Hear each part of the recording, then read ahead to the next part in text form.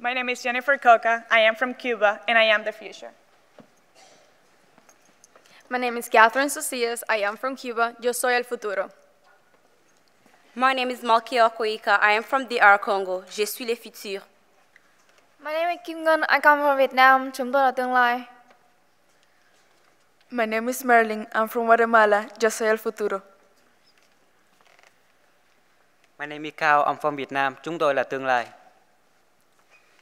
My name is Lisbeth. I'm from Cuba. Yo soy el futuro. FUTURUM means future in Latin. We decided to use a Latin word because we all speak different languages. FUTURUM is a very diverse team. We represent 6 nations in 4 different continents which are uniting to advocate for teen immigrants and refugees. The team decided to focus on similarities to integrate, celebrate, and to protect immigrants' rights in Louisville. Here's an important data about Kentucky. Louisville is on track to join the top 50 cities in the United States for foreign-born and resident population. Also, the Iroquois High School is the most diverse high school in Kentucky with over 54 languages spoken.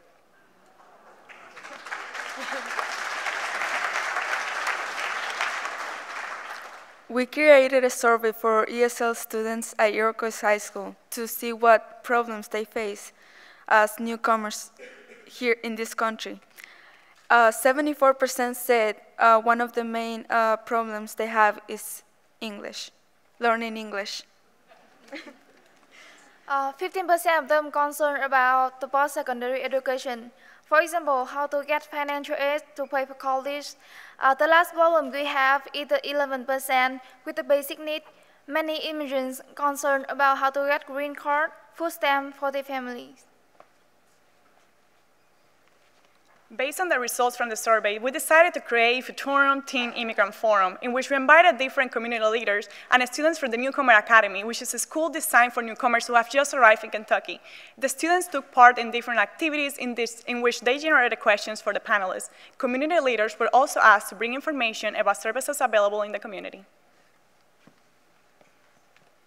Here is a video about our community, and we want to share this one with you all.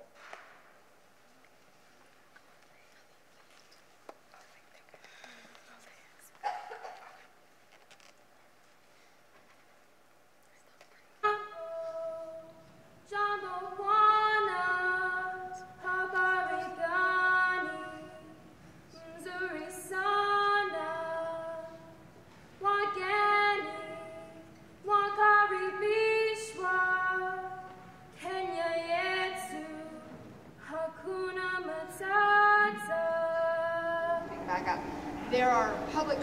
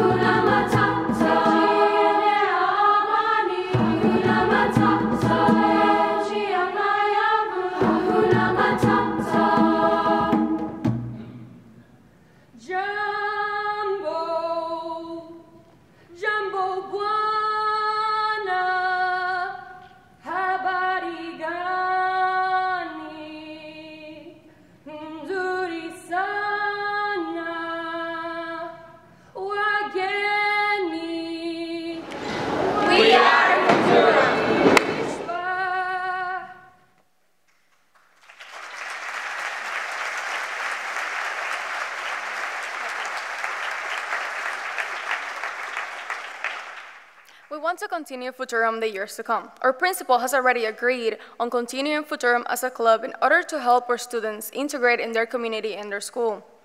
We also want to maintain our contact with our community leaders, and we hope that by being here, we can represent our immigrant community. Thank you.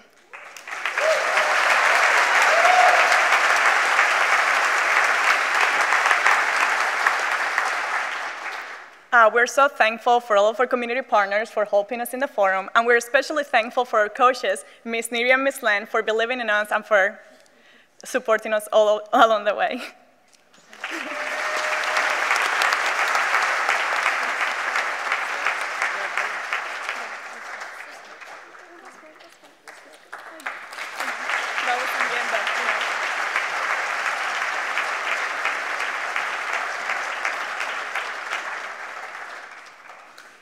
Thank you, Sarah, and thank you to the wonderful students from Iroquois High School. And you can just see why, this forum would not be complete without having their voices, their perspectives, their presence. And thank you so much for being here, and thank you for sharing your insights. Let's follow up a little bit about what they had to offer from us, because you saw part of their presentation included the word sustainability. And one of the things I've observed, and I've been teaching MBA students for a long time, I was mentioning this to Ken, and I'd like to hear you all talk about what you've observed as well.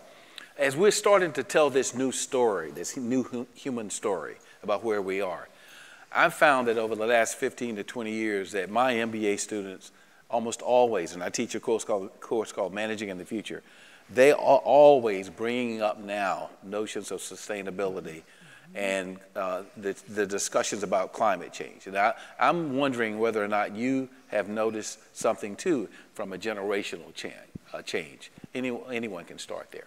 What have you noticed? Well, I mean, I think this is you asked me, I think the first question was, why am I optimistic? Yes. To the extent that I am optimistic, a lot of it has to do. You still are there. I am. A lot of it has to do. I want to clarify here. A lot of it has to do with the energy of the youth. In the last 6 to 8 months, it has really started to flex its muscles. The Sunrise Movement that's pushing the Green New Deal. Yes. Right. Excellent. That is such an inspiring frame.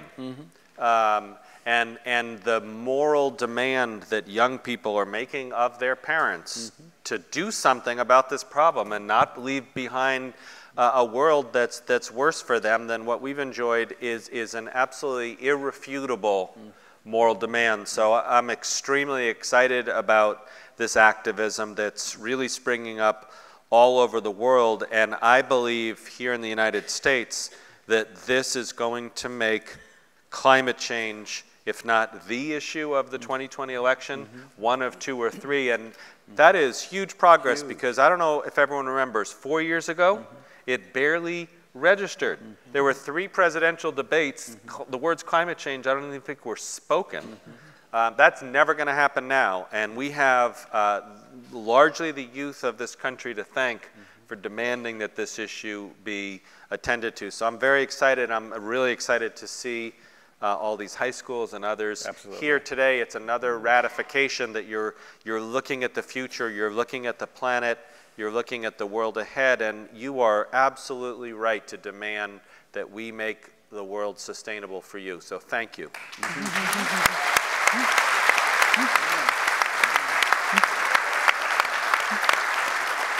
Catherine? I want to point to what I see as a growing, not just acknowledgement of diversity of life forms, but welcoming and embrace and hospitality and encouragement of diversity, of kinds of human beings, but of kinds of other species as well. The fact that we are interdependent, that one kind of human being is not normative, that one species is not necessarily normative or excessively privileged. So I think it's a it's a revolution that is ongoing in the way we approach the world. Now, where are you seeing this? I think I have an idea, but explore that a little bit. You're stretching our boundaries here. Yeah. Where are you seeing this? And how did you come to see it the way that you're seeing it now? The idea that we're expanding our notions of humanity, species, the appreciation. I could get it in terms of, you know, wanting to have set aside places for certain species to live, but you're talking about something else. You're talking about consciousness, aren't you? Yeah, yes. If you look at the history of human beings on this patch of land that we call the United States, indigenous people were here first and have a much, I think, greater understanding of interconnectedness, the sacred hoop, the constellation of beings that live and thrive in a particular context. That's as far back as I can look on this geography. But when Euro-Americans settled here, when the United States began to emerge, who was privileged? White men over the age of 21 who owned land were the only ones who counted democratically, right? We began to expand our consciousness about what kinds of human beings were permitted to make decisions. We emancipated slaves. We gave black men the vote. Not for long, but we tried. Women eventually got the vote. Eventually, we began to realize that children had rights. We're beginning to recognize that other species need to be encouraged to thrive, or we will not long survive. It's a trajectory, it's the moral arc, reaching toward greater justice for all life. That's it.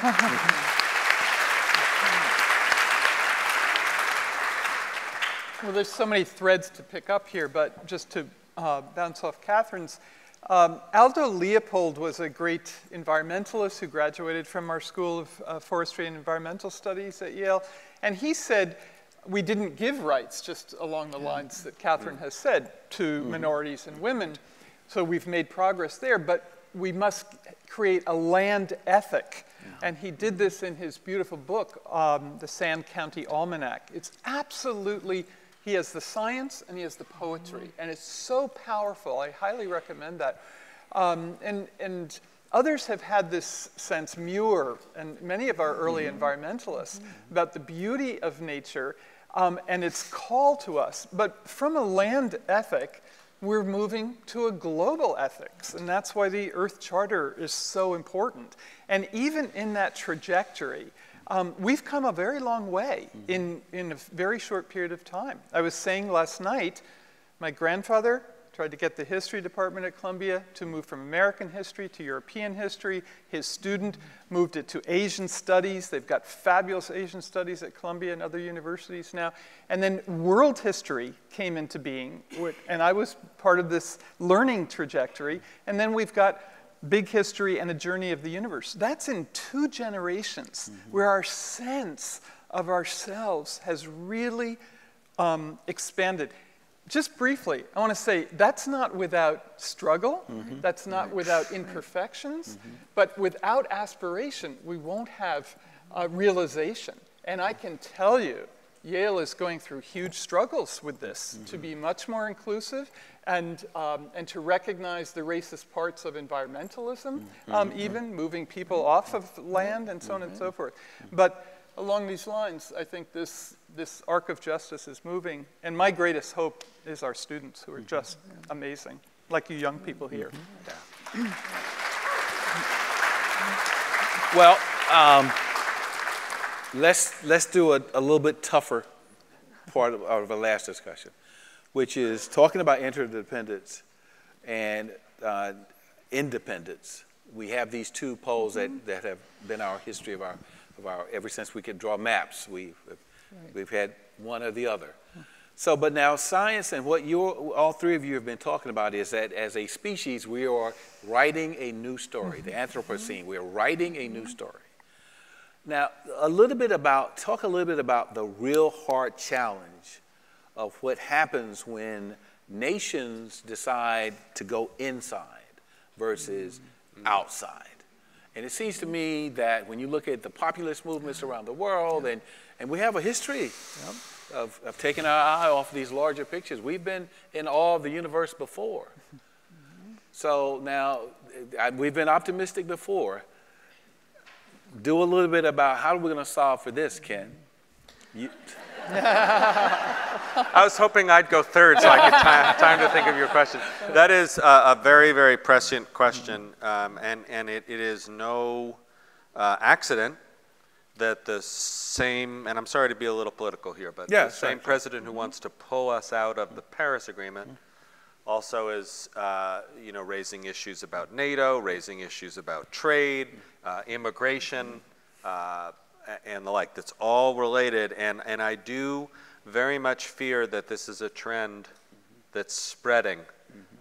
We have a president now in Brazil who's talking about pulling Brazil out of the Paris Agreement, and of course Brazil has done a relatively admirable job in recent years of protecting the rainforest, and that is a vital world resource for all of us to deal with things like climate change. So this is an enormous problem. I think the roots of it, as best as I can understand, are the economic dislocation that people are feeling from the global economy. And part of the reason they're feeling this is because we do not do a good job in a capitalist economy of taking care of the people who aren't prospering. And that's why economic justice and climate justice are so integrally related. And so I would like to see the United States look at change and trade and leadership on climate change all as actual benefits, not harms, things that will help us. But in order to do that, we have to have an answer to the coal miner who's going to lose his or her job. Absolutely. And until we do that, they have a plausible case that this is all bad, and they want to go back to the mythical days of the 1950s, which didn't really exist, but in their minds they do, and that's what's happening globally, and so that interdependence thing really comes out. If you want to solve climate change, you have to solve the issue of economic justice. Absolutely. It's all related. Those two things are related. Yes.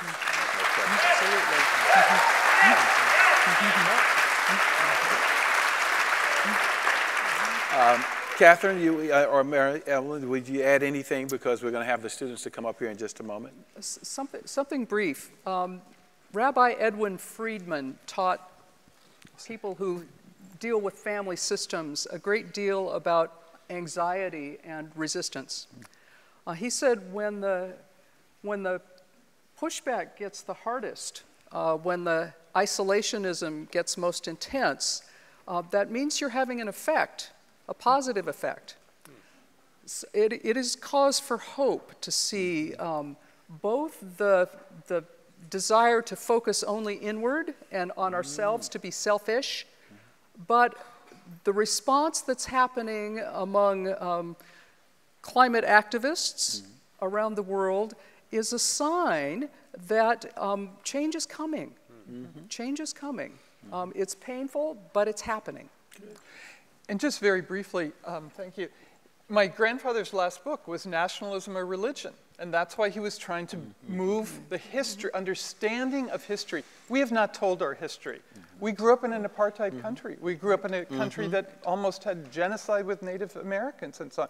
We are now telling our history, and that is why it is so important. It's not just looking at the past, it's to reconstruct the present. We must retell our history. It will be great struggles. We had to change the name at Yale of Calhoun, of one of the colleges, and it was struggle. The president said, no problem. The students said, it's a problem. He was a slave owner.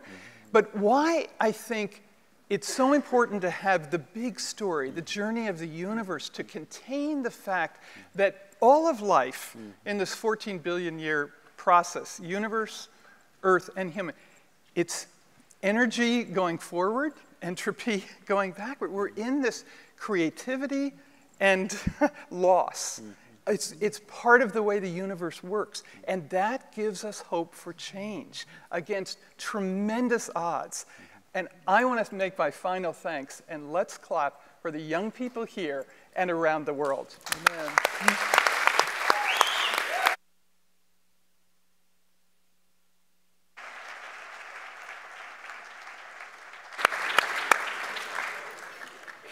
What an extraordinary panel. And we're going to conclude with a question and response. We have two students here. We have Yeni Koka, who we just saw as part of FUTURUM, and Clement Twajira Mugu, correct, from SINEX. Each are going to ask you one question to conclude this panel, and then we will close with our traditional 3 minutes. Many of us are immigrants and refugees new to the United States. How can immigrant teens become part of the solution of climate change? Okay. Well, I think we're addressing some of that, but thank you for the question. It's so important because, of course, it's not just on our borders, Mexico and elsewhere. It's around the world. And Ken's already referred to the economic disruption. I mean, why are people coming from Latin America? Climate change disruption. Why are they coming across the Mediterranean? Drought, climate change disruption. So making those connections is absolutely critical. And again, it's not going to be solved easily, but it's where Earth Charter, ecological integrity, social economic justice, democracy, nonviolence, and peace. And most of all, we've got to make sure the democratic institutions that are still emerging here and around the world are going to ensure justice for our neighbors to the south and elsewhere and around the world and what they are suffering. So thank you for that democracy.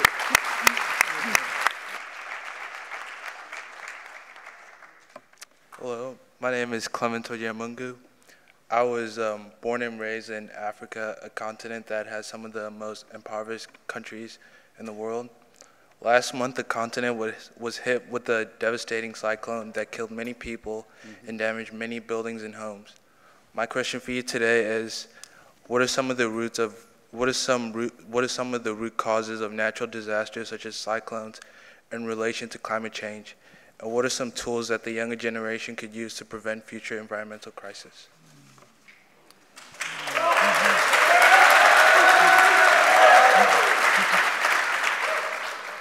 Do you want to go? I'm struck by the connection between the passion that arose around the world at the turn of the millennium around the Millennium Development Goals, about seeking solutions to the worst of the world's poverty and asking every developed nation to contribute 0.7% of their GDP. We're talking in this era about the Sustainable Development Goals. You mentioned the possibility of 1% income tax, basically, to respond to the devastation that's causing those extreme storms. We could do it. It only takes the political human will to act. I would just add the following. The science is getting clearer and clearer in linking these extreme weather events to climate change. Climate change both increases the odds of them happening and the severity once they do happen, and that is very, very strong science. One of the things that I'm encouraged about as I learn about Africa is it does have this opportunity to really build a grid that's based on renewable energy as opposed to taking a grid that was based on fossil fuel energy and converting it. I've read a number of stories now about how solar energy is now the cheapest source of energy in Africa, and I think there is this opportunity. But I think the most important thing here when we talk about climate change is to recognize that the developed world is responsible for the vast majority of the carbon emissions that are in the atmosphere now. And if we want developing countries in Africa that are gaining population, that are starting to enjoy economic growth, that want cars, that want electricity.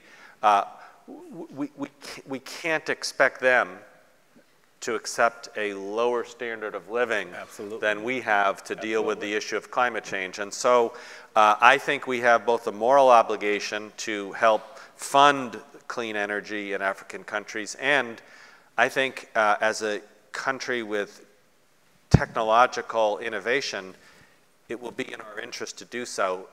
These are the growing economies of the world. We want them to be our customers. So I think there's both a moral case and an economic case to really link arms with the very fast-growing countries in Africa that can be really a big part of the climate solution.